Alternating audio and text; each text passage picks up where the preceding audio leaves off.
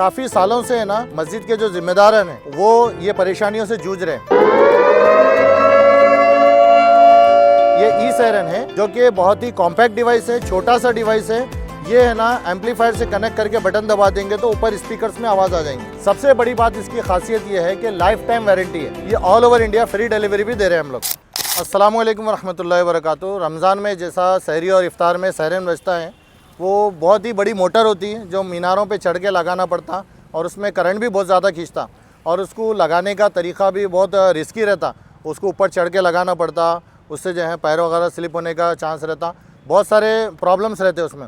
तो ये काफ़ी सालों से है ना मस्जिद के जो ज़िम्मेदार हैं वो ये परेशानियों से जूझ रहे हैं।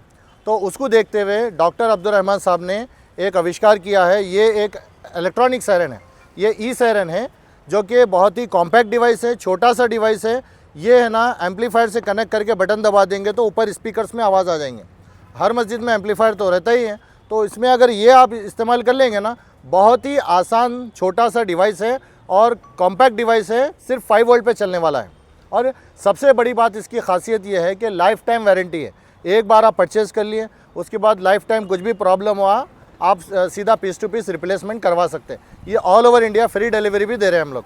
ये आप स्क्रीन पर नंबर चला देंगे, ये नंबर पे आप कांटेक्ट कर लीजिए 8500536007।